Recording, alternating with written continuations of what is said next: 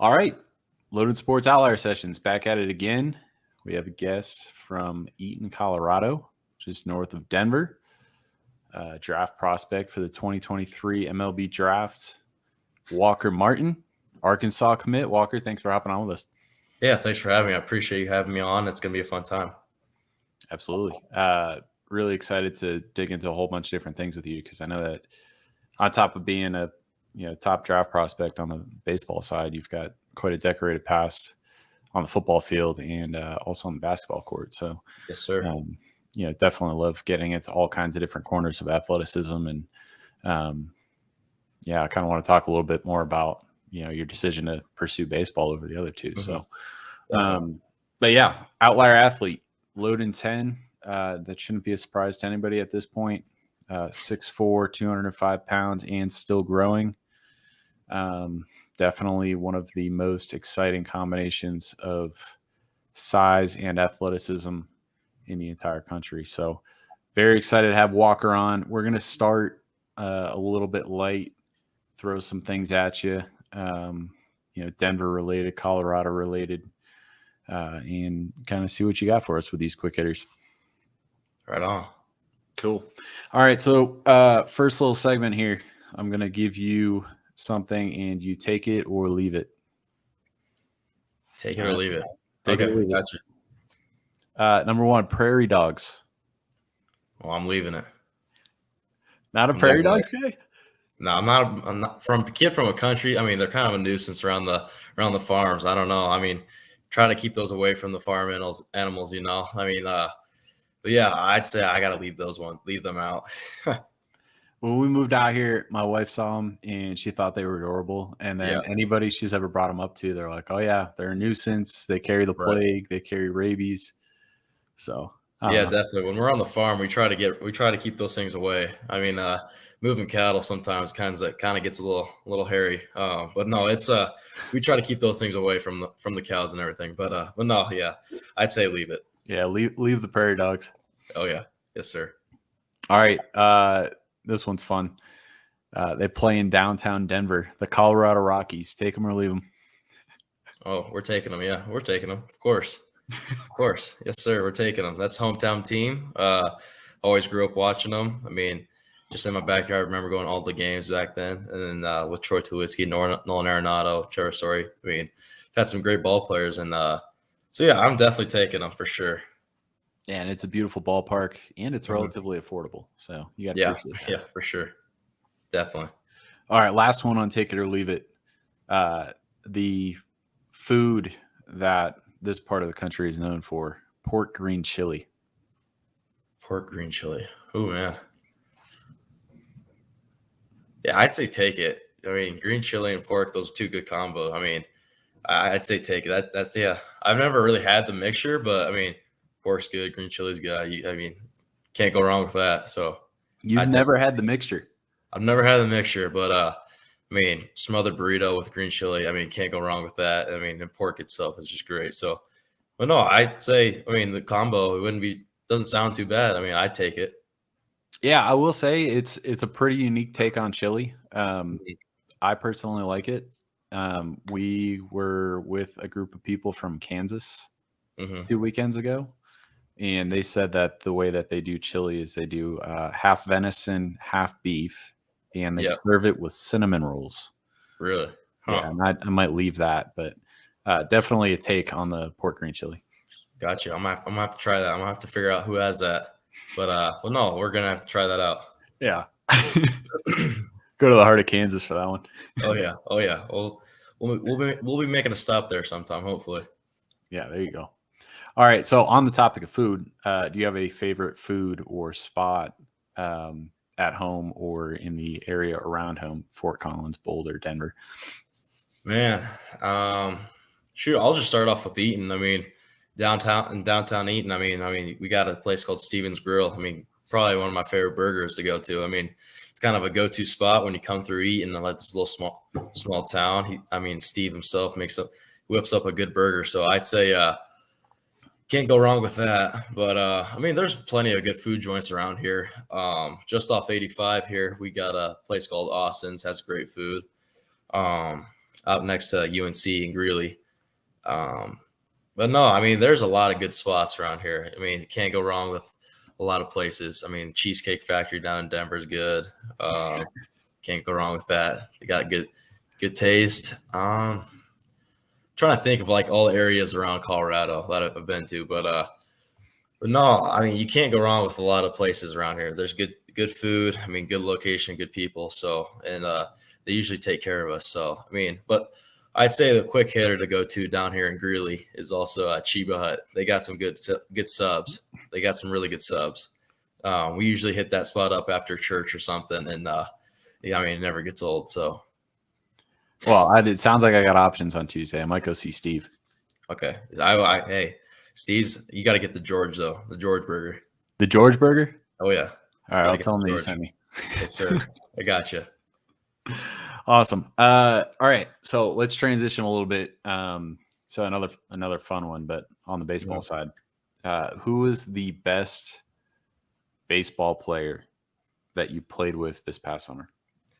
Played with, or just like, or against, or with on the same field? On the same field? Yeah. Man, there's been a lot of good ball players I played with this summer. It was the circuit this summer was really fun. Got really competitive. First name that comes to mind pitcher that comes to mind is Thomas White. Going against him was crazy. I mean, man's got filthy stuff. I mean, left on left, it's tough, especially with his arm slot. And when he runs it up to 96, it's with some movement. It's not fun to hit for a lefty hitter. But no, I'd say he made it competitive. It was pretty fun at bat. Was looking forward to it. It was my first one at PG National.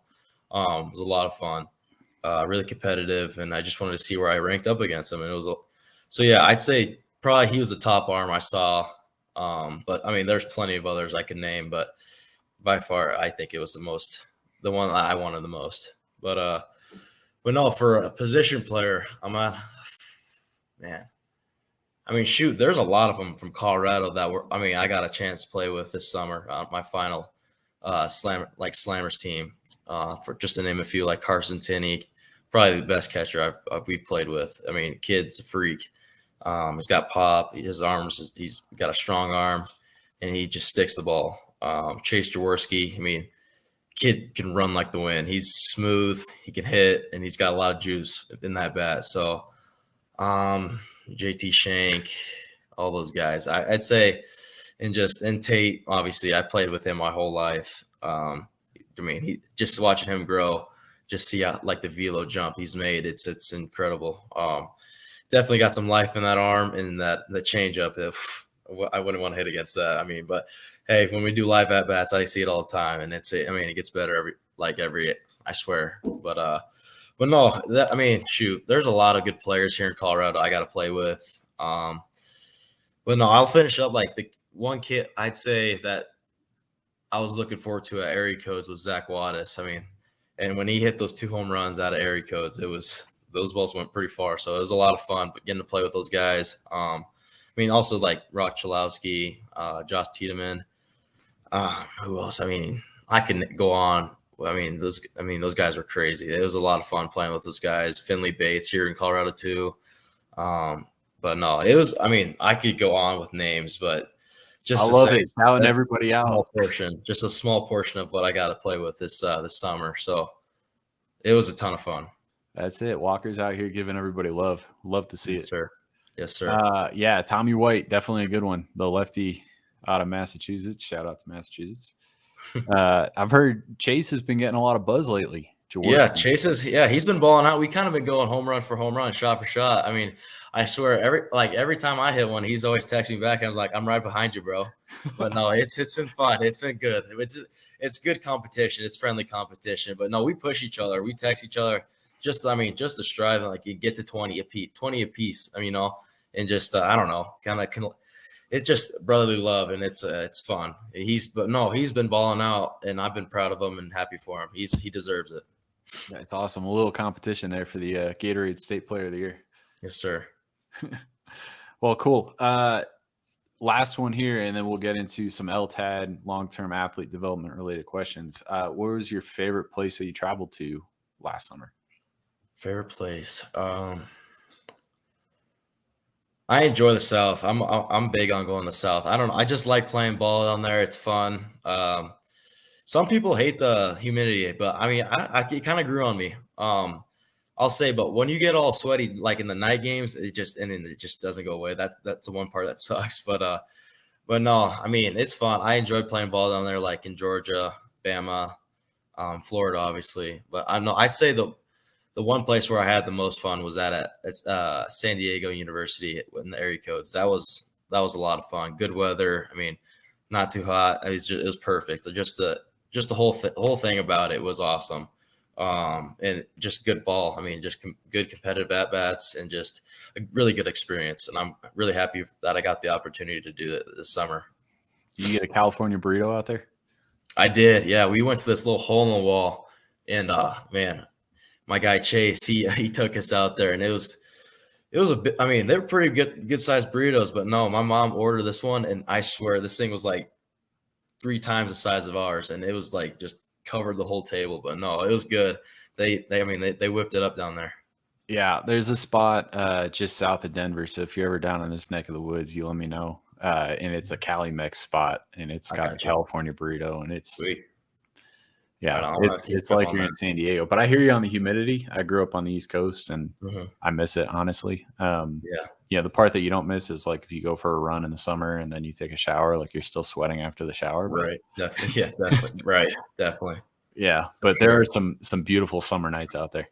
Yeah, for sure. I mean, it's not as hard to breathe down there like here in Colorado, But I hear the thin air gets to you sometimes. But no, I enjoy it down there. It's good weather. I mean, and just the people down there are great too. So yeah, it lets the skin breathe a little bit too. I got to be drinking water nonstop, and my skin still dries out here. But yeah, we're adjusting, Definitely. Yeah. All right, long-term athlete development, LTAD. This is something that's really important to us at Loden Sports, and I think this is a really important topic to hit with anybody we bring on the show, right? So if it's a player or a coach or whoever it might be, just kind of talking about what are some of the best ways to go about developing an athlete, from youth to wherever they end up, right? So it could be professional, college, recreational athlete in your 30s, whatever it might be. So the first one is related to emotional well-being, because I think this is something that's really important. And I actually do have another question for you on this later on, because I think this is something that just needs to continue to be talked about. And I think you probably have a really interesting perspective on this, being that you're kind of in the spotlight right now. Leading up to the draft, there's a lot of people that are talking about you that you've never met. And I think that's a shared experience for, you and every other kid that's being put under the microscope right now. So emotional well-being right off the bat, 3 things that you're grateful for today. And then I'll share my 3. But this is something that I do every day, going all the way back to, it's been almost 5 years now, 3 unique things every day. So, what do you got? 3 things. So obviously I got to thank God for giving me another day on this earth. I mean, he's given me another day to go out and chase my dreams. So I thank him for that every day. I pray about it for my family, friends, loved ones, just to see another day. I mean, and just go out and attack that day and have a blessed day. So I'm thankful for that, just to start off. He gives us everything. So, and I appreciate what he's done for me and my family and everybody else who surrounds me. So, I'd say number 1 overall is my faith and just the glory to God. So, but no, I mean, 2, I'd say family, my mom and dad, sister, aunts, uncles, grandparents, loved ones. I mean, just they've always been there for me, and I got a great support system here in Colorado. They come to all my games, my sister's games, cousins. They travel everywhere. So really thankful for them and what they provide for me. They're in it through thick and thin, the good times and the bad. So I give that to them too. So appreciate everything they've done for me, and it's going to continue. So I'm excited for the future and to have them all come out and support. So it's a pretty cool deal for me to have. And also I'd say for my 3rd one is just my Eaton community. I mean, community here is strong. I mean, for a little farm town, the community comes about everything. I swear. I mean, they pack the house for football, basketball, baseball, wrestling, swimming, tennis, whatever it is. They come out and support whenever. If we win a state championship, they're all in the town and they greet us home, it's a pretty good deal. And I want to say I appreciate all the coaches I have at Eaton, teachers, and just teammates, and amazing, and just obviously the amazing community. I mean, developed so many great relationships here, brotherly relationships that I'll cherish forever. And like having great support system as the teachers too. They support us in our sports and everything like that. So, and it just all comes together as one. So it's a pretty cool deal having here in just a little farm town. So, but no, I'd say those are my top 3 things that I'm grateful for. Yeah, shout out to Eaton. For the people out there who don't know, town of Definitely. what, 6,000 people? I'd say about 3,000. It's getting up there. It's getting up there, but no, it started off a lot smaller, but no, it's kids are coming in. I mean, people just hear about our community and they want to be a part of it, and I wouldn't blame them. So, and they want to put their kids through it. I mean, you see all these little kids come to games, and I was one of those kids. I mean, when we were a smaller community, I've always wanted to be the next Eaton shortstop. I looked up to. I mean, shoot, I'll name out some Eaton high school players back then, like Lane Griman, Brady Tedesco, Matt Burkhart. I wanted to be those guys when I grew up, and they set the bar for us, and they motivated us. And you see it now as they want to be the next Tate Smith, Mitch Haythorne, Ryder True, and myself. So, and like that's just whoever. I mean, you can name out names, and I mean that's who these parents are bringing. They want us to be. They want to be enrolled here, and that's who they want us. They want their kids to be, and it's a pretty good deal. So, and that's why I think that Eaton keeps growing. So it's pretty good, pretty cool deal that we have going on here. But no, it's awesome. I think it's kind of cool because it's almost like the smaller the town is, the more tight knit everybody is. Right. And I think you jumped the gun a little bit on a question that's coming up here, and we'll come back to it. But It sounds like you've answered the ignition question, which is really neat because a lot of people can't really put their finger on it, and you just illustrated it perfectly. In terms of like what made you want to do what you do. I always say that the best athletes play whatever sport is popular in their town. And it sounds like in your town, everyone plays everything. Right. Yeah. But like, if you grow up in Texas and like everyone goes out to the football games on Friday night, the best athletes want to do that because they're drawn to that. If you grow up in Southern California and the best athletes are playing baseball, like you're drawn to that. So, yeah, it sounds like there's a little bit of that going on in your town. Everyone wants to grow up and be an Eaton Red. So very cool. For sure. I'm going to hit you with my 3 things real quick. First off, this one's going to sound a little silly, but have you ever heard of a Roomba? A Roomba. I've heard of it. Yeah. Yeah, that's what I would have said like a month ago. I was like, yeah, I've heard of it, but we've got one and it is a life changer. Really? So yeah, just wait a couple of years and once you're into adulthood and you can just hit a button and this little robot just goes around and vacuums everything. Yeah. It's fantastic. Hey, I bet. I mean, helps you out, That's it. 2-lane highways. Hey, those are good too. Those are good. Yeah. So most of Massachusetts was 2-lane highways, and it's pretty easy because it's either you're in your lane and you got to worry about one other lane and that's it. I mean, sometimes it's frustrating because like traffic's not moving and you've got nowhere to go, but like, let me tell you, some of these 5-lane highways here. Oh, yeah, I know.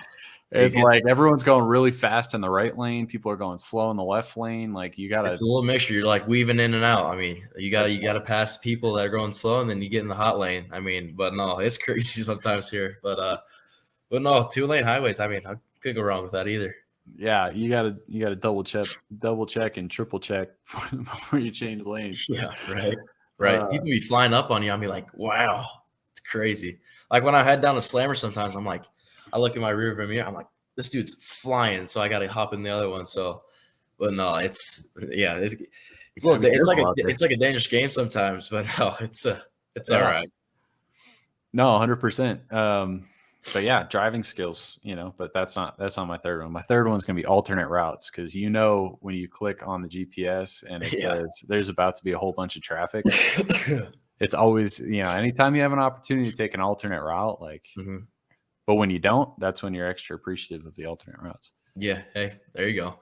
Hey, it's always out there to help you out, which technology these days helps you. So that's a good thing for sure. That's it. Waze, shout Yeah. out to Waze. Yeah. Shout out to Waze. All right. How many state championships do you have? I got 5 right now. And I what's got that? That's 3 in 3 in football. football and 2 in baseball. And we're chasing our 3rd one this year for baseball too. Yeah, and you guys are currently undefeated. Yes, sir. Yep. And teams don't score on you guys. Yeah, we've had some teams put up some numbers against us, but no, I'd say we got some bats this year, and it's been a lot of fun. We've just been able to fill in spots that when we graduate seniors, and we just had that. We have that depth just to fill in with kids. It's a good deal we have here, and we got plenty of arms. I mean, shoot, we have so many arms to go through, and it's nuts. Like whoever, if we get, I mean, say we got knocked down two pitchers, and I mean, we got freshmen that are coming in that are able to hang in there with our varsity. So it's just what we have that's going on this year is awesome, and it's just going to keep getting better. I feel like with the kids coming up. So it's really hard for me to wrap my brain around because you're talking about a town that has just a couple thousand people, right. And like let's just put it out there. Like this isn't just your class, no, right? Like there's history at Eaton going back, and like there's multiple guys who went on to play in the NFL. Mm-hmm. Austin Eckler is one of the top players in the NFL right now. He went to Eaton. But let's just like talk about some of the talent that's on your roster, right? So you've got Tate, Mitch. Right? And like that's 2 huge players for any entire state, right? Yeah. But like beyond that, like yeah.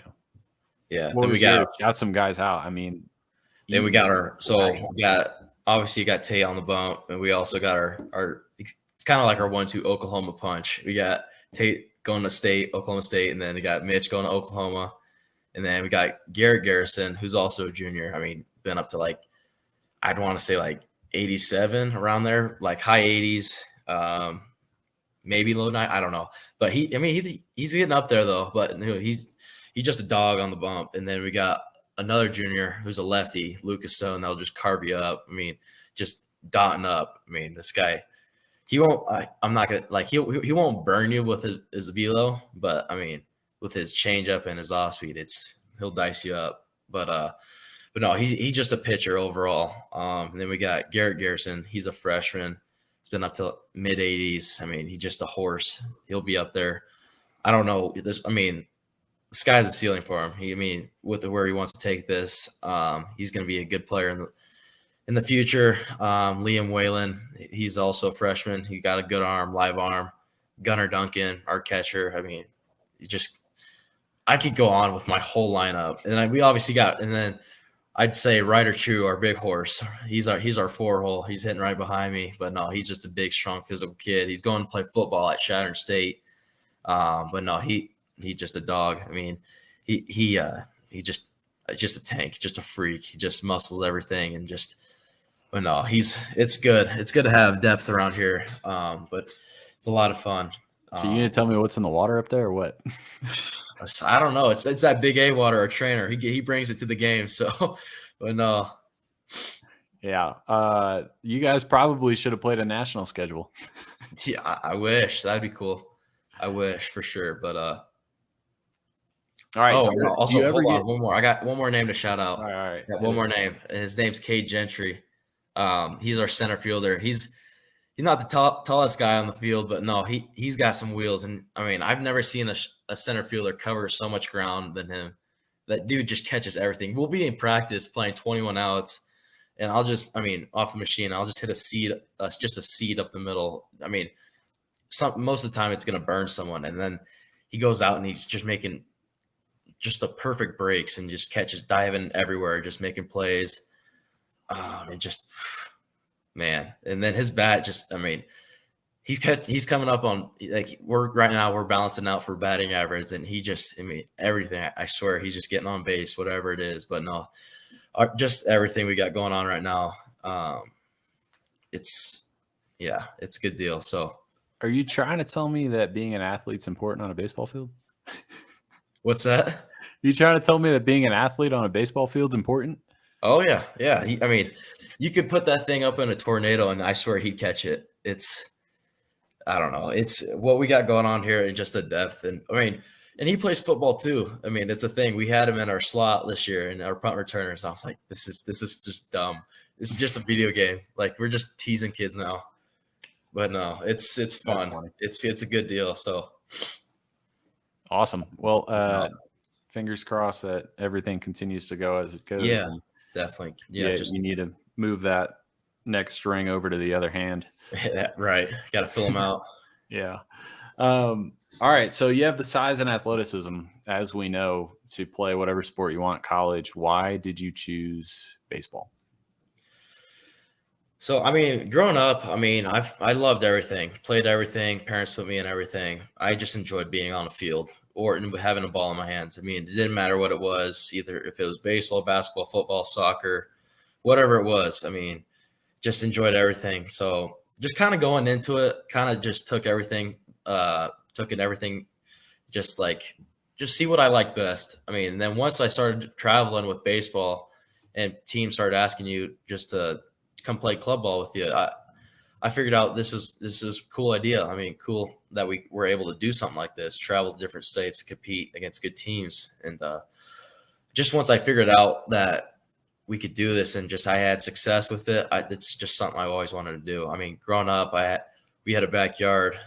It was perfect for ground balls. I'd ask my dad to come right when he came home from work. I mean, we'd have like maybe 30 minutes of sunlight left, and I give him the ball and the fungo in our gloves, and he'd hit me ground balls until it was dark. So, and that we did that constantly. So we always had like a little play we called the Tulo play. We'd finish it off with, and just growing up watching with those great players, we had like Todd Helton, Troy Tulowitzki, Nolan Arenado, Trevor Story, just and like DJ LeMahieu. I mean, come on, you can't ask for a better infield than that. So, I mean, but no, I'd say just growing up, I mean, it was just implemented in me, like implanted in me that this is what I was meant to do. Obviously, I love football. Football has been going through my family forever. I mean, I got two cousins that played college football, one at UNC and one at University of Sioux Falls in South Dakota.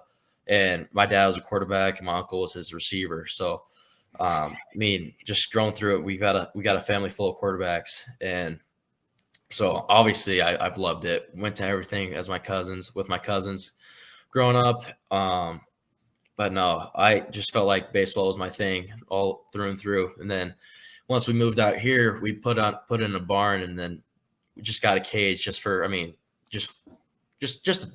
have and just hit. So, and I mean, just once we put that up, it was my second home. I swear, I was out there 24/7. I was like, this is what I want to do. That's when I realized that once we started getting these better pitchers and better competition, it turned out, and I had more success. It was a lot of fun, just creating those memories and just having that. So I feel like this game was just meant for me rather than the others. Well, I think baseball is really lucky to have you, and I think Thank you. more people are going to start to see that in the very near future. Thank you. You're welcome. So I got to ask, because you do have the size and athleticism, and you were the starting quarterback on all three state championship teams. So sophomore year, I was the backup role, but I played wide receiver that year and linebacker and safety. But no, I had started 3 games that year. But no, but junior year and senior years was when I was full-time quarterback. But through and out those 3 championships, I had appearances at starting quarterback. Yeah, and MVP of your last one, just to cap it all off. Yep. Did you have any interest from college football programs? Yeah, I mean, it was so sitting down with my coach at the beginning of the year. I mean, he had some small D2s and just small mid-major schools reach out to him and just see if I was interested. But I sat down with him and I told him that I'm playing football this year, and baseball is my main focus. I made my commitment my second week of my junior year again. The week of Platte Valley, it was so we had our home opener, and then we had the next week. So and then that's when I made my commitment to Arkansas. So I'd say once I made that commitment, it kind of just shied away those schools. That made it obvious that baseball was where I wanted to take my future. But no, I had some small looks, mid majors and D2s, but no, I definitely feel like I could have if I wanted to. But no, I just felt like baseball was my main priority, but I couldn't take myself out of not playing football my junior and senior year. Well, you would have been that guy that in a couple of years you would have been in the NFL draft, second, third round pick out of a D2 that no one's heard of. I don't know about that, man. That's crazy. That's a different type of breed out there. Hey, man, I'll tell you, the Patriots are my favorite team. I grew up in Massachusetts, grew up watching them, and the two best players on the whole team right now are both guys who went D2.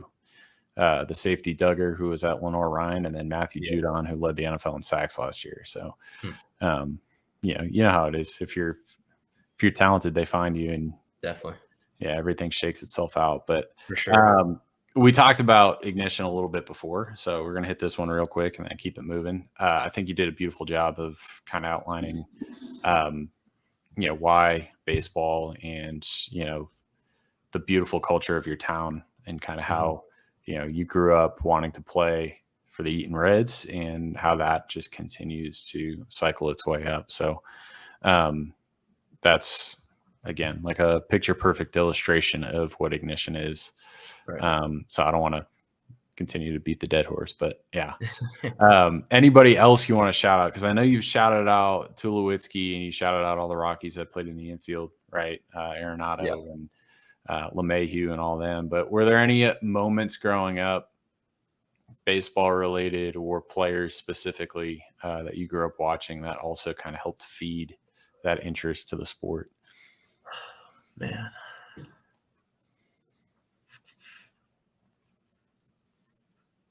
I'd say still in the league, Bryce Harper. I'd say I've always loved watching him play. I mean, even though he did some damage back in the day to the Rockies, but I've always enjoyed watching him swing. I try to do a lot of things he does, like with his lower half and just how explosive he is. I like to examine and watch what he does. I mean, he does a lot of good things, and he's just a freak, honestly. But no, I enjoy watching him.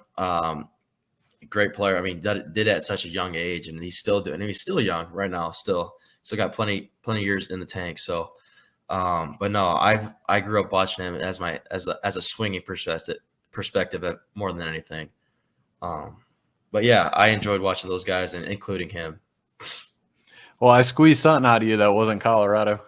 Yeah, right. Yeah, for sure. It wasn't easy, but yeah, this guy's Colorado through and through over here. For sure. All right, last one, LTAD related, and then we'll keep moving on to the 2022 summer, which really looking forward to asking some of these questions. But let's talk about sleep real quick. And I just want you to talk about your relationship with sleep. It is the most impactful legal performance enhancer. What do you got? Do you sleep well? How's your relationship with sleep? Yeah, I sleep well. I try to get 7-8 hours at night. I mean, that's the key to rest and fueling up your body for the next day. So, especially with where I'm at growing wise, I feel like that's what I need it. That's all I do sometimes. I swear, like when I get a weekend, I feel like I'm taking naps like it's no other. Cause I just the body, like how I've been just changing physically. It's been demanding. I just you need sleep. So, but no, I try to get 7-8 hours per night. So. Yeah, so to all the kids out there that are watching this, listen to Walker. Get your sleep. Yes, sir. Get your sleep for sure. Can't grow if you're not sleeping. Right. Yeah. Need it. Once you start feeling those growing pains, you're gonna be like, all right, let's go lay down. Yeah, exactly. All right. We talked about last summer a little bit, and now we're gonna get into the weeds a little bit more. What was your favorite experience? I know you talked about San Diego, and if that's what it is, that's cool. Favorite experience from the 2022 summer? Okay, I'd say favorite experience was playing with Slammers Duman and the WWBA in Georgia. We made it all the way to the Sweet 16. I mean, not many people would think a full-on Colorado team would make it that far. Just being able to set Colorado kids on the map was such a cool experience. I mean, the last day we played, I think it was 3 or 4 games. I mean, we just ran out. The tank was dry. I mean, we just burned out, but we had such a good run. It was so much fun being able to compete with the best and being able to make the Sweet 16 and that such a big tournament with only Colorado kids just was meaningful to me and all the others that were on that team, and just the Slammers coaching staff and the community there too. So I do think that was probably my favorite moment from the summer, being able to make it all the way to the Sweet 16 in the WWBA. So many people talk about that event and how impactful that is from so many different angles. Yeah. I mean, it's a ton of teams, and it is chaos, and it is. Oh, it's so much fun, and just like the people there, the coaches, that the exposure you get. I mean, I wouldn't be in this position where I am, like being able to be committed to Arkansas and just having those other opportunities from colleges. I mean, that's where it all started for me, and just being able to put up good swings like that in those tournaments, it's helped out a lot. And I'd say that's probably one of my favorite tournaments I've ever played in the whole circuit. I've done one of travel ball. That's awesome. Yeah, for sure. All right, so let's talk about the area code games a little bit. Your experience there. You said it was a great experience. You said you played with a lot of really good players, and the whole thing. You've got, obviously nothing but good things to say. You did not miss your opportunity to leave a mark on anybody who watched you play there. Was that a little bit of a confidence booster for you, just in the way that you performed there? Because it was really your first outside of PG National, opportunity, surrounded by all, I guess, players that are under the microscope. Yeah, I took it as an opportunity, going into it. I mean, same approach was the PG National. I was like, it's an opportunity to go show yourself and who you really are. So I didn't really try to put too much pressure on myself. I just was just a kid having fun playing ball and got some good swings up there and left my mark. So, and I just knew I belonged there. I felt like I belonged there. Been competing all this time against good competition, and it didn't have like the exposure I did until then. And I wanted it just to show that I'm meant for this game. And this, I truly believe that I could be doing this for a living. So, but no, I had a ton of fun. It was a great experience. Just the coaches that we had, being able to pick their brains. I mean, just understand like the whole process of this pro scouting thing as well. But also and just get to know them as a person. It's been awesome having them come to our games, and just when I was there, like just being able to hit in the cage, figure out new drills I liked, see what worked, and just talk baseball. I enjoy it. I had a lot of fun just talking baseball with them too. So, but no, I mean, you see all these top arms, top players being in this element, in like this same area as you, and you're like, all right, let's go put on a show, like show them that you belong here. So right. I felt like it was just an opportunity, and I took advantage of it and just was able to leave my mark. So, but no, it definitely, I mean, I was pumped when I left. I mean, I was pretty happy of how I performed. But no, overall, it's just so much fun and just a great opportunity. But yeah, I definitely feel like I left my mark, and wouldn't regret anything about it. Yeah. So I'll say this, I was kind of watching from a distance, and I was really happy to see, you kind of come into the national spotlight there for a minute down at area codes. Cause, obviously I've been aware of, your ability here for a while. And I think that there's way too many showcases. I think there's way too many All-American games, big national events. I think the guys that get invited to everything probably get really worn down by the end of the summer. But something that I do want to bring up, and, I think there's a lot of politics in who gets fed into these different events, but there's always an event that will catch a good player. Area codes caught you. And that's just what it is. And honestly, it probably ended up working out really well for you because you weren't subjected to over evaluation or traveling way too much, and you could have a little bit more of a semblance of a summer. I think that's the way it should be. But with that being said, do you feel, obviously everything's very visible on social media amongst your peer group. Did you feel like these other events missed you? Um, did you feel at all kind of like, you know, I don't want to say left out, but like, hey, you know, I belong there? Oh yeah, I mean, obviously you want to be there. You want to be in those like the PDP. I mean, PG All American game. You want those things, like in a setting like myself, like in a perspective of a young 18-year-old kid. You want to be in those things and competing against the best. I mean, I'm not shooting anybody. Like, I'm not docking anybody. All of those players that got invited were great players, and they all belong there. And I just want to be a part of it. It's something that I was like going through a checklist throughout the beginning of the summer. Is something I wanted to be able to just to try to make and compete. But didn't make the team for PDP or PG National. I mean, PG All American game.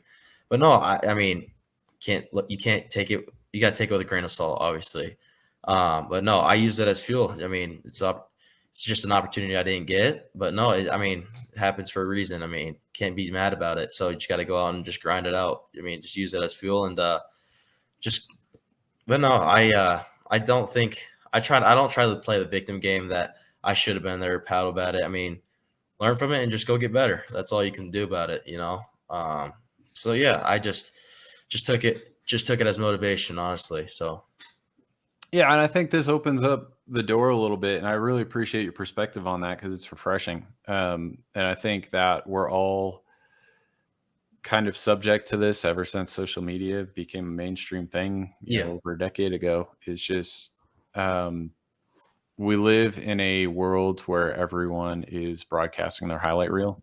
yeah, So you only see their good moments, right? So like you see like, oh, here's your prom pictures and state championship or hit a home run or whatever it may be. But like people aren't posting their very human moments in life, their failures, their the times they trip and fall, whatever it might be.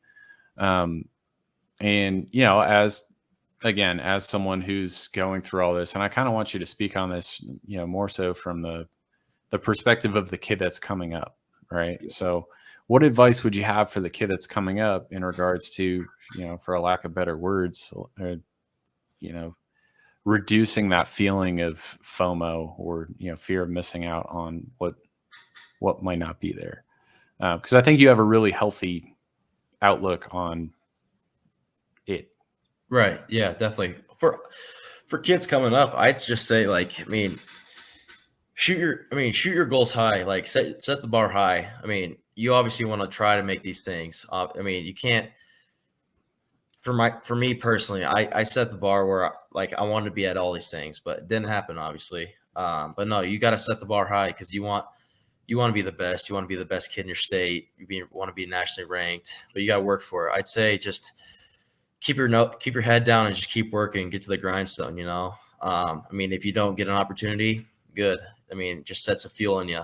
Sets a fire in you to go get something else that's more important. I mean, shoot, that goes with life in general. I mean, you didn't get. I mean, you ask a girl to the prom and she says no. I mean, good. I mean, you'll figure it out. I mean, something like that. So, but no, I'd say just. I mean, for all these kids, I mean, you don't have to do everything to be in a good position. Like I wasn't invited to all these things, and I'm blessed to have this opportunity I have with scouting things and being committed to Arkansas. I mean, and just having all this draft stuff going on. I mean, and I mean, so I would say just go have fun, work hard, and just keep your head down and don't don't overhype yourself and just like stay like be quiet, be humble about it, and just don't be too loud. I mean, just have fun overall, but no, just go work hard, and then good things will happen. That's all I got to say about it. Well, that's a very grounded and mature approach, especially for a teenager. So I commend you on that. Shout out to I want to shout out Naz Zanatello because I believe he has a very similar mindset where he kind of blocks out, the third party rankings, the tweets, all these people that are, ranking you and saying you're this and you're that. Mm-hmm. It exists. It's part of, Right. what you sign up for when you're a high level player. Right. And it's can't let it you get to have you. the choice of how you perceive that and how you process that. And I think Right. something you and Nas both have in common is that you don't let it get to you. I think there's a number of players out there who are either highly ranked or maybe not even highly Right. ranked that are so tied into these rankings that really don't mean anything in the long run. Yeah. And I think, Rankings don't yeah, mean anything. Like, I'd also say that for kids that are coming up, that I feel like they need to hear it. Like, ranking is just a number. Like, there's so many other kids that are coming for your spot. It doesn't, like, kids are working, like, say you're putting it off to the side, like you're ranked number one. I mean, doesn't mean you stop now. Like, you continue to keep holding that spot, keep working harder, keep pushing yourself to keep climbing. And you can't settle. Don't settle. Always work. I mean, just love the grind. Fall in love with the grind, that to a point where it's a habit. That you feel like you're working so hard, like you take a day off and it's like you feel like you're missing out on something. It's like you needed a break, but you feel like you're missing out on something. You just keep working and just never settle for all that, because all the others is just nonsense. It's just noise. Just try to block it out and just keep get your head down and keep working. So, but no, I agree with, I mean, what you're saying about Nas. He's a hard worker. We keep in contact all the time. So he's a dog too. He's putting himself on the map for sure. yeah, he's having a nice spring. Yeah. But yeah, I think, again, just to wrap this little topic up here is just like, it's really important that you realize that it just takes one, Mm-hmm. right? And this is something that you're encountering right now, right? There's 30 clubs out there. All 30 clubs don't need to like you. No, not right? at all. Just one, Just one. right? When it comes to colleges, however many colleges don't need to like you. It just takes one. Yep. And if they like you and they give you an Opportunity, opportunity, that's it. And then it's everything else that you just said. Block everything out, work hard, grind, and go get it. And I think a perfect example of that is Spencer Jones, who was a previous guest on the Outlier sessions, going back to last summer. And he didn't have a taker in the draft until pick 24, I believe it was, to the New York Yankees. And he is letting 23 other clubs know right now that, they probably should have paid a little bit more attention, but he is right where he needs to be, and he is getting it done. So, exactly right. Just, all these people pass someone up, pass one person up, and then you just got to go prove them wrong. That's what I'm on.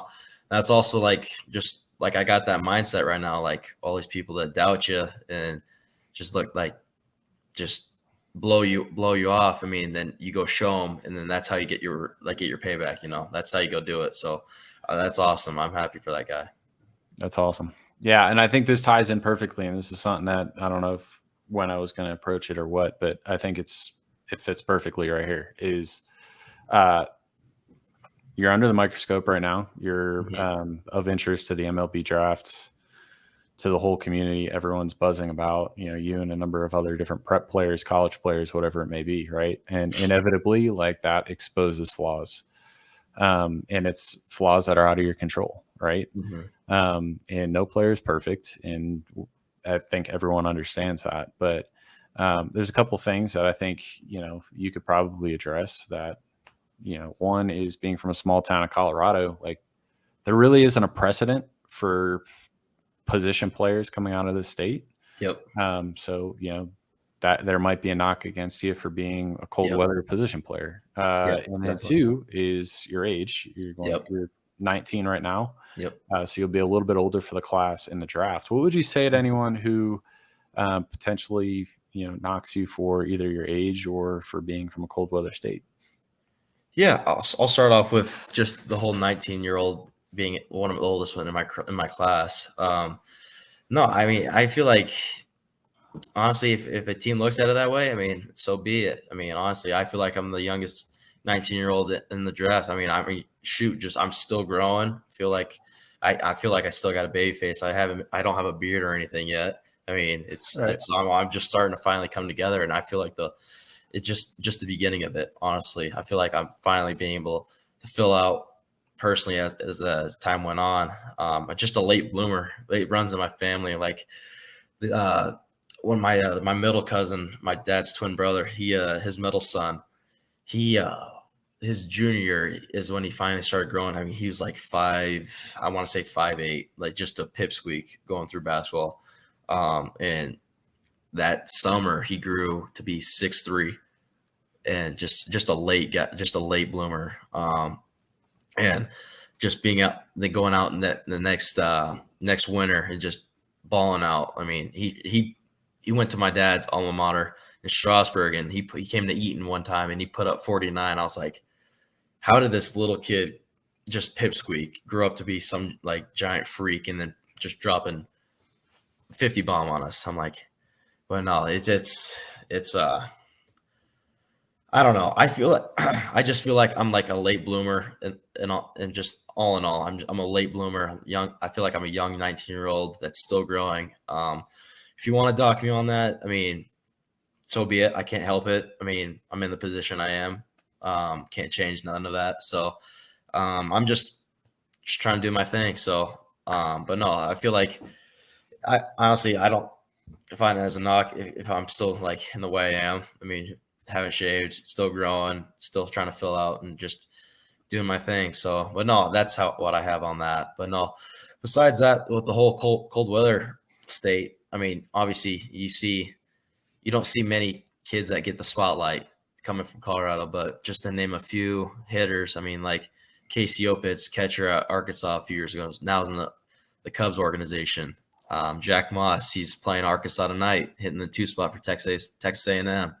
And just kids like that. I mean, kids that don't get a lot of spotlight coming out of high school, and then they go to these big schools and they're tearing it up.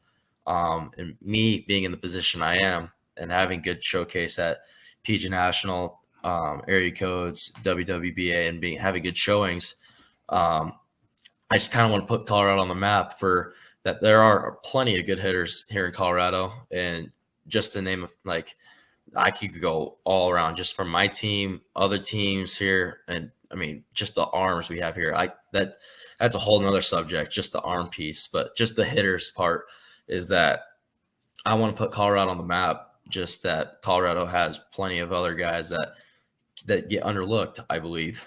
But I'm great. I'm very grateful for the position I am with all these scouts, but no, I just keep it as a chip on my shoulder that Colorado has a lot of potential and it's in their bats, and I just want to be one of the stepping stones for that, so, but trust me, I hear you. And I think Colorado's on the come up right now. And yeah. I think you call that Jack Moss, you call that Casey Opitz. I think you look at what Garrett Martin's doing now that he's finally had an forgot about opportunity Garrett Martin at Austin P. And another one that I was a big fan of for a number of years, from Cherry Creek, who's got a little bit of a different build, but he's off to a really good start in pro ball.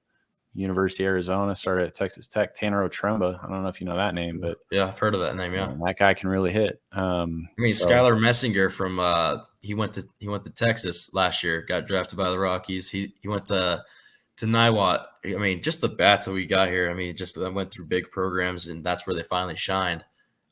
Just kind of got underlooked in high school, but no, I'd say just you could go on and on about the bats we have that come through here in Colorado. It's a good, I mean, outlet to go to just to look at what we have here, and just pretty humbling. So, but no, I definitely want to be one of the next to be on the map for sure. Hey, I hear you, and I'm here for it. So, yes, sir. I do want to make one comment here from my perspective on you being a little bit older for the class, is that there might be one or two other players in the entire class, college or high school, that are a Loden 10 at your size. Mm-hmm. So, I think that's something that, like, to your point, like, there's a lot of kids that at 15 years old are like fully physically mature and Right. like they're physically maxed out. I mean, it's not their fault, but like it's the reality. So like going back to you being a late bloomer, and it's like even since the first time we tested you 2 years ago and you were 6'2", 180 pounds, like you're probably up one of to the most 205 stages I've ever been through. Yeah, like your weight's coming on, and like you don't look overgrown, and like it looks like there's room for more. And I'll tell you, like, a lot of people look at me and they say, like, oh, you're 6'3", 6'4", whatever. I'm like, no, I'm 6'2". That's what I am. I used to have to, test the measuring stick, before we measured all the athletes, and I knew that it was set up right if I was coming in at 6'2". And the last time I stood next to you, like, I was like, oh, I'm looking up at this guy. He is 6'4". I went to, two of my college roommates were 6'4". Walker Martin is 6'4", and that's without cleats on. So, yeah, I just think that that's something that's really important. And I've seen so many athletes over, the past 5 or 6 years, like more athletes than you could ever comprehend. And you don't go from being like a Loden 6 to a Loden 10. That just doesn't happen. Like you make like incremental improvement. You went from a 9 to a 10 over the course of 2 years, right? So like the majority of the guys that are in the draft will never have your level of athleticism. And that's where I personally think that the whole age debate should just go out the window. When you have that added, element or that added piece of like, hey, this guy's just different, right? So anyway, that's my 2 cents. And I don't think that your age should matter. So thank you. Appreciate that. Thank you. Cool. Let's go ahead and take a trip down memory lane. The first time you completed the Loden Sports evaluation was at the PBR Futures game back in 2021, back in that state that you love with all the humidity. Yeah. Oh, yeah. If I do remember, the air was heavy that night when we walked out. It was heavy. It was heavy. Yeah. So at 6'2", 180, we're Loden 9. We tested 400 athletes at that event that day. And then the leaderboard went out the next day, and you were right at the top with one other player. What were your thoughts? Just not really being familiar. It was new to a whole lot of people. People didn't know what a Loden score was, but just kind of seeing your name at the top. Like, yeah, I mean, going through it, I mean, there's a lot to it. I enjoyed it. It was a lot of fun being able to test, see where I ranked up against the guys. I mean, going into it, I didn't think I'd be like at the top. I thought I would just be. I mean, there's plenty of just freaks there that I thought were just going to soar over me. But no, coming out with the next day, I mean, being at one at the top, close to it, I mean, it was cool. It was a good feeling. Obviously, it gave me a little confidence booster. Honestly, I thought I could have done better at times, but no, I definitely thought it was an awesome experience. I had a lot of fun with it, the testing. But no, it just set the bar of what I needed to keep working on. And just as my body kept going through the growing stage, like everything's going to start like sinking in. So I was pretty pumped about it. Yeah. So that was the biggest uncommitted event in the country. Yep. And after that event, over 300 players went on to commit to play college baseball, most of them Division I. And it was that fall when you committed to Arkansas. I do want to talk about your college process a little bit. Who else came calling, and how did you decide on Arkansas? Yeah, so with the whole recruiting process, I mean, it was a long period of time. There were times where it's stressful. Had some times where I had to make some decisions of whether if I wanted to pursue with this school or not. But no, I'm humble to have that in my, looking back at it, just pretty blessed and fortunate to have that opportunity with with the schools that I had and just who came knocking on the door. So, but no, I'd say just to narrow it down just to my top 5, I'd say obviously Arkansas, Texas, Louisville, Tennessee, and I'd say Texas A&M were my top 5. But no, I wanted to be able to at least touch, see it, and just go out and have that experience. I didn't want to make any commitment with not being able to go there and seeing it at first. So was able to see most of them, which was awesome. But being able to go through it, I just felt like I prayed about it a lot. I mean, it was a stressful time, and I just wanted clarity, prayed for that, and just to make it obvious. So I feel like there's times where God was telling me to stay away from some schools. And I feel like once I was there in Arkansas, it was obvious and then I'd set, or if like my family, like final decision was we made a deal that it needed to be at our dinner table, like come back from the trip and then make the decision at the dinner table. And so was able to go to Arkansas, loved it. Everything about it was awesome. Just the fan base, the facilities, the coaches, just the relationship I was able to like create with some players, and obviously Nate Thompson, he'd been through it all. And so yeah, I enjoyed it, everything about it, and I feel like we like to call them God winks, and he made it obvious that it was a school for me, the best fit, and there's a bunch of other stories that tie into it, but that's just a long story. But no, it was a school for me, and I'm pretty blessed to be in the position I am and signed with them. So I'm a pig through and through. So there you go. And here was just thinking that it was, well, I can't go to Texas. I can't go to Texas A&M. I can't go to Tennessee because it's not red and I need to get a new wardrobe. Right. Yeah, that helps out for sure. Yeah. So you could just keep wearing red, which is nice. It's good. With that, I mean, honestly, just talking with Coach Van Horn at his desk, just his competitive nature and his willingness and the want he has to win a national championship is what I want. Like, I want to be able to go win state championships in high school, win a national title at Arkansas, and then hopefully make a team that wins a World Series someday. So I feel like that'd be pretty neat opportunity to have. So, but no, I'd say his just competitive nature, he has the want to win, and it just fits the role of what I play, that I want to be surrounded by. Well, there's plenty of big league teams that wear red too. So yeah, for sure. Okay. So let's get to know you a little bit on a baseball field. I just want to kind of, from your perspective, and we talked about it earlier with the center fielder, Gentry, I believe, your slot receiver. Yep. Yeah. How do you use your athleticism? We heard about his athleticism. How do you use your athleticism as an advantage on the baseball field?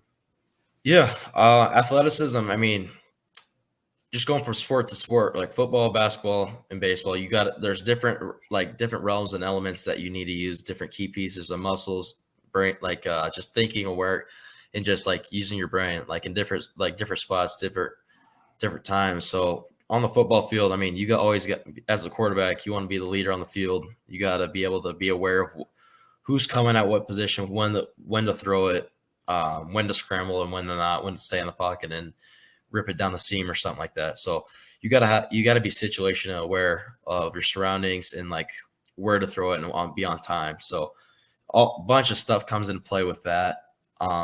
So, and it just makes you think, like, you just got to be on point with everything, especially on the basketball court too. Cause once you're done the play, then there's an opening. You got to make that quick thought and just quick transition, like a quick pass.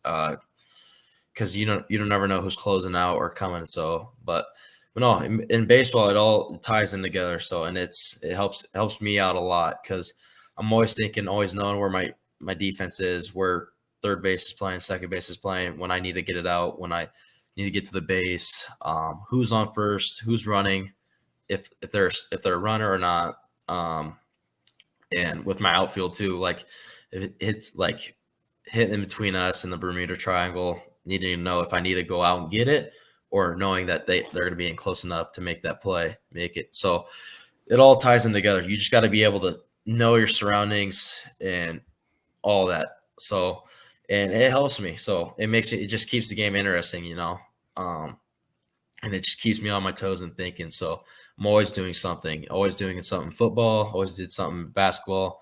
It just never stopped. It was a continuous thing. So, and I'd encourage more and more athletes to take role in as many sports as they can in their high school days, because it's going to help you in the long run in the one sport you do play. Well, I think this transitions really well into the next question, which is you homered in 9 straight games earlier this spring. That's not a typo. That's 9 straight games. So you took a couple games off from hitting home runs, and then you're right back on it again. Right.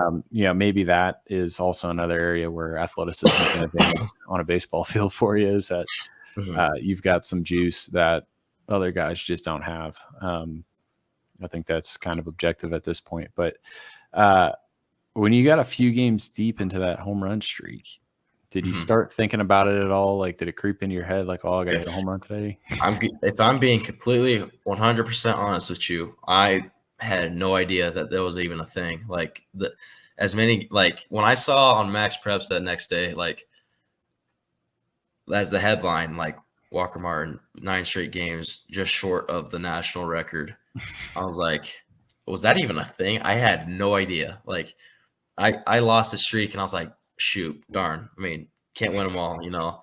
Right. But no, it kind of set a fire in me because it's that competitiveness in me that wants to be able to go out and do it. But once I took every same approach with every at bat I had, like leading into it, like the next game, I hit one and then going to the next game, my approach wouldn't change. I wouldn't be trying to go big fly, either or. I was just trying to stay up the middle, stay to gap, and back, like just hit it as hard as I can off the wall. That's my approach. And just hit it just in the gaps and just think double. So, and then was able to just continue to do that, hit more home runs with that approach. And it's been working. So, but no, I'd say when I saw that whole thing go down the next day, I was like, dang, just one game short. But I mean, I was shocked. Like 6 or 7 games into that home run streak, I was like, why are they still pitching to him at this point? And if you're an upcoming opponent and you're listening to this, is pitch to him, please. Yeah, please do. Keep pitching to him. But yeah, I mean, it got a little silly there for a minute where I'm like, yeah, I mean, I don't know. Like all you got to do is put a good swing on it, and yeah, right, yeah. Everybody was asking me, I was like, "You gonna hit another home run?" I was like, "Man, I just been doing my thing." I mean, if it happens, that happens. So, all right. Well, got a couple more questions for you, and then I'm going to let you move on with your evening. You got quite a few scouts buzzing right now, and it's more than just one. So everyone's flying into Denver for the first time in a long time to get a look at a positional prospect on the high school side. And I got to ask you, first off, they're all coming here, right? And in years past, there's been a couple of players who have, and this isn't just here in Colorado, this is in a lot of parts of the country, right? Where like players leave the cold weather part of the country to get more exposure somewhere else. Yep. Cole Winn was an example. He relocated from Colorado to Southern California. He ended up going in the first round for his senior year. Did you have, and we live in an era, and it just happened again today, I'm sure you saw it, in college, women's college basketball, Haley Van Lith, Louisville enters the portal, and now she's at LSU. One of the more exciting women's basketball players in the country has joined the national champion. And that opportunity exists for the high-level high school athlete now, whether it be football or baseball or whatever it is. There's a lot of different academies out there that are recruiting, especially on the national scene. Did you have anyone reach out to you and try and pull you to an academy? Yeah, I've had a few, reach out and ask me if I wanted to join their prep school. And I mean, going into it, always my answer was no. I want to stay home. This is home to me. And I didn't want to leave. I mean, Eaton High School is my school, and I'm proud of it, and I wouldn't be in the position without it. The teammates I have, they push me. The teachers I have, they push me, and just the community, I love it. I mean, wouldn't change anything about it. So I was sticking here through and through. My obvious answer was no to all those schools that reached out. I was thankful for them reaching out, obviously, but no, this is the school for me, and this is where I wanted to continue my my high school career. I feel like it's a special moment to have these scouts flying into Colorado rather than a prep school somewhere else. It's special to me. Yeah, I think I really appreciate it because I've seen a number of different players leave a situation that's very similar to yours, and I really appreciate everything that you've shared. And obviously Eaton is near and dear to your heart, and I think that's very genuine. But I think, something that's really important to kind of magnify in this situation, talking about this, is that like they came, right? Like you Right. stayed, and everybody that needed to see you or is going to need to see you is flying into Denver, and they're coming to Yep. see you. And like that's how this thing works. So no knock on anybody who leaves their hometown and goes Right. and plays at a prep or an academy or whatever it is, but like Yeah. There's don't no feel knock. like that's your only route. Yep, definitely. No, these are my guys here. I mean, these are my ride or die guys, and been doing it since second grade with them. So had to finish it out with them, and I wouldn't change anything about it. So Very cool. Okay, so the decision makers are in, and they're at almost every game you're playing at, and you just continue to hit home runs, which is it's great. But I gotta ask you, because I've heard this from players who've walked your path before. They go to a national event like the area code games, and there's 300 scouts in the crowd, and then a couple parents. And there's no pressure there per se because right. they're there to see everybody. Yep. But in a situation like Eaton, and I know you got a couple guys on your team that are probably of interest to the pro community, even still now, Yep. notably Tate and a couple of the other guys. But it's like that they're in there primarily to see you, right? Yep. And does that feel any different, I guess, than the area code situation where it's like, oh, Yeah. they're here to see everyone? Yeah, definitely. It's definitely a different feeling. Like at area codes, I was more loose. I mean, obviously there was hundreds of scouts there. I mean, like from a person that's blind to the situation, they think it's crazy. Obviously, I mean, it's still nuts. I mean, don't get me wrong, but I mean, they're there to see everybody, like you said. But no, once they start coming to your hometown just to watch, and you see all the phones like just on the side, and then they go off and disappear for a bit, and then once you go back up the bat, they're up there again with their phones, and they just like it's like they spawn and they respawn, Yeah.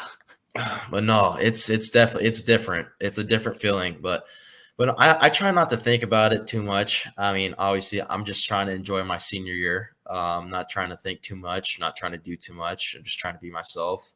And it was kind of hard to understand that going into the beginning of the season. I was kind of struggling the first 3 games of the season, and had some time. We were in Pueblo, and then our 4th game, I was like in between the 3rd and 4th. I had some time just to pray about it and just think things through. It was like, I mean, all I thought was like, man, you have a great situation like in front of myself. Like if it works out, I mean, you sign pro ball, and then if it doesn't work out, you got a great backup plan in Arkansas, and it stuck with me. So, I mean, and it let me relax and like let me be loose and free and just be myself. So, but no, I try. It's definitely cool to have all those decision makers out and evaluating, But I try not to look at it as if they're an area scout or the GM or something like that. But they're all here to watch, and I just want to just go out and be myself. That's all I'm trying to do. So, and it's helped me relax in the moment too. Well, I can say, from my perspective, just like I think it says a ton about who you are, and I think it's something that's really important to, again, talk about a little bit here is just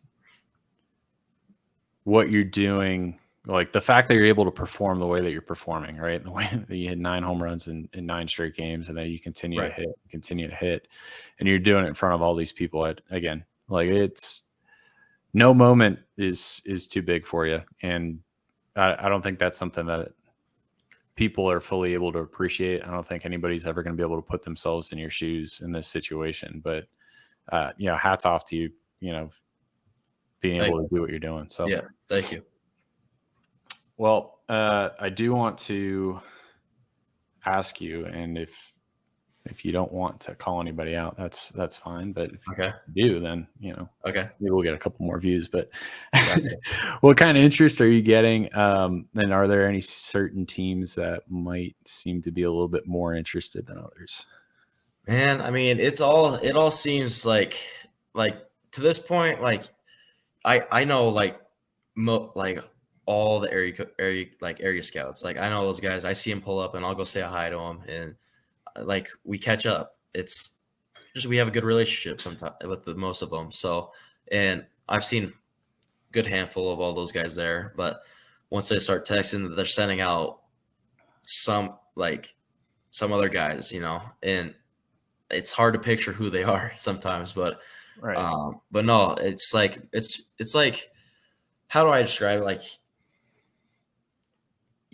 there's teams that seem like they're more interested at times, and then there'll be another team that seems like they're more interested, and that team will shy away, and then they'll come back. Like it's off and on with teams, but no, I'd say there's been a lot of teams in the NL West that have been pretty interested.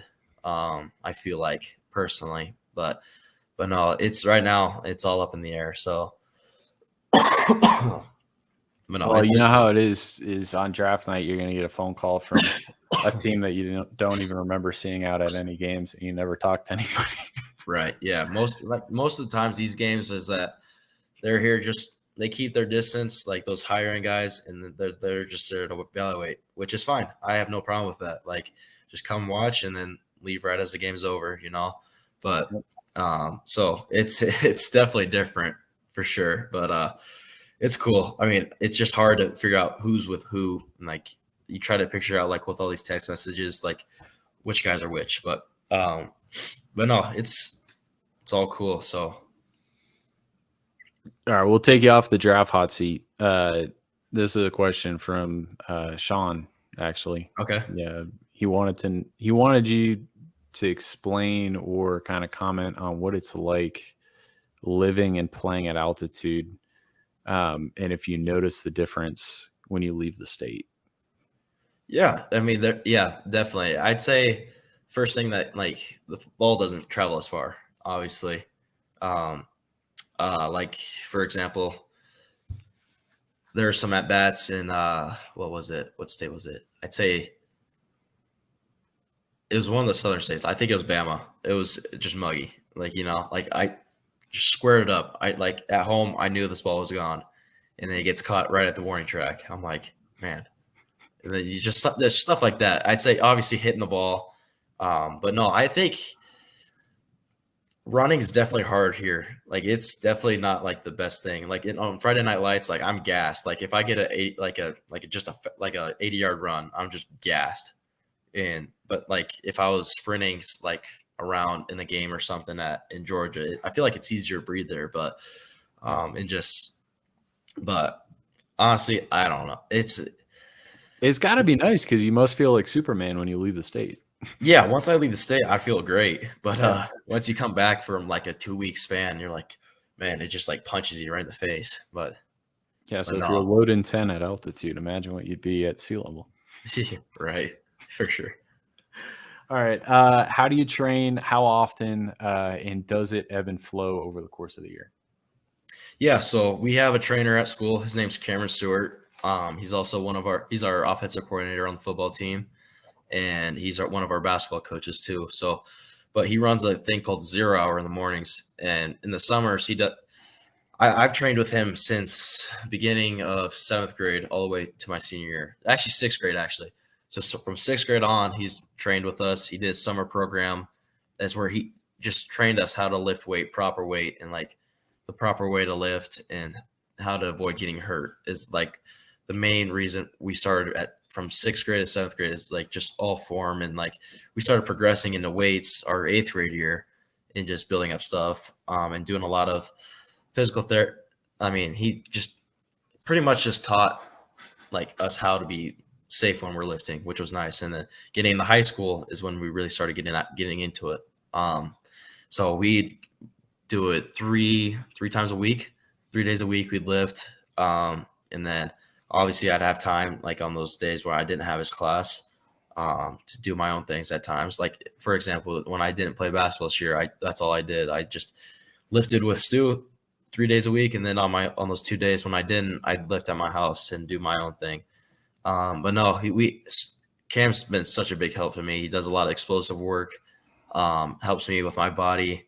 He understands like what certain like kids need. Like Ryder, he's a football player. He knows he's a bigger kid, like needs a lot more weight and all this stuff. And he's a bench a best bench press type of guy. Like he understands like what those football players need. And for Tate, Mitch, and myself, he understands like what we need and what we need to be free and easy, not so uptight, and not be like too big, but also like be at a point where we're strong at that suit, you know. Mm-hmm. So he's been a blessing here in Eaton. It's been like luxury to have him here, just training all of the students. He does a great job, and it's we're spoiled for sure. But no, besides that, I mean, we have that, and then my dad's a physical therapist, and he treats me whenever I want. We have a table downstairs, which is awesome. I mean, if I have something like my body aches, he does like a bunch of MAT, ART, and bunches of stuff. And then if I'm ever in Denver, like in the lunchroom area, I can just swing into my uncle's. He's also a PT, so it's nice to have in the family. So, and they keep us right, and they keep us our bodies nice and loose and free and easy, you know. And they just keeps us strong, you know. They know what to do for us, and it's nice to have. So one thing that I do want to touch on here before we move this along, and then you got to make sure that you're 7 to 8 tonight. Oh, yeah. But, lifting in season. Can you just speak to, you know, one, do you lift in season? Two, if yes, how important is that to, I mean, just like if you're a freshman in high school, sophomore in high school, junior in high school, whatever it is, I think a lot of kids will lift in the off season. They'll see all these gains, they'll see all these improvements, and then the season hits, they stop lifting, and then it's like a gradual decline. Right. Yeah. So speak to the importance of lifting in season. Yeah, it's important to like maintain that through the season, you know, like just Stu does a great job. He does percentages for us, like on certain days, like we'll do, like this week we're on, I'd say probably 70% trap bar right now. And then next week we'll probably be like at 50 or something. So he knows like what we need and like what percentages we need to do through that week. But no, I'd say keep up with your weights, and like, it's important. Like, you don't take that time off. Like once season hits, don't just stop, because once that hits and you just stop, all that muscle you gain in the off season is just gonna wear off, you know. And it's important to maintain that and like keep it strong, because that's what's gonna keep you going through the season and keep your body, your muscles right, and just keeps you going. You know, I enjoy a good lift. Like in the mornings, like I like that feeling of like hitting legs and like you got that good soreness, you know. It helps me going through the days, and it's important to have. Like, it's important to push yourself through season, even though when it gets tough, get it done, you know. But no, I tell the underclassmen just to keep going after it, and like once that season hits, don't stop like what you're doing. Keep that same progression throughout the whole year. So, yeah, I agree. Like lifting in season can be a great primer. Right. So if you got to practice later in the day, game, whatever it is, like get your body moving, get it active. That's why I like lifting before games. I like getting active in the morning, not like nothing too crazy, not like throwing 3 plates on it and then the back squat, you know, but no, like getting some good weight on, getting a good pump, gets the body right, keeps it going. So, but no, like you were saying, so didn't want to interrupt, but no, I enjoy lifting in the morning to get going before a game. No, you weren't interrupting at all. I think if anything, you're supplementing. I think the second thing is that it just helps prevent the body from breaking down. Like it's like strength and conditioning in season isn't supposed to be like, hey, I'm going to go get a lot more stronger. I'm going to get faster, whatever it is. Right. Like that's what the off season training's for. But like in season, it's really just making sure that you stay healthy and stay on the field. Like you can't perform unless you're healthy. And you can look at any level of sport, and the highest indicator of success in any sport in terms of winning championships or divisions or whatever it is it's literally like how healthy can the roster stay over the course of the season. And the same goes at every level of a sport, all the way down to high school, club sports, especially traveling in the summer, because travel takes an extra toll on the body. It does, yep. But really just, you know, being there, being available for your team and being able to perform at peak is just, and look, you don't need to, you know, overload your lifts by any means. It's more so just like, hey, make sure your body's not breaking down. Definitely, for sure. mean, you don't got to go kill yourself every time you're in the gym, but Right. at least get a good pump in. Either if you are like lifting like smaller weight, but if you are lifting heavier weight, just be smart about it, and then just like know your body, know when to stop, like know when to do things, like listen to it. Like I'd say, don't try to do too much, but also get your work done though. Yep. 100%. For sure. For sure. All right. So, how do you handle your downtime? And what are some of your favorite non-sport activities? Yeah. So how I handle my downtime? I'll just cut straight to it. I mean, when we have nice weather here, I enjoy to go fishing and hunting. Like in this off season, did a lot of goose hunting. It was a lot of fun.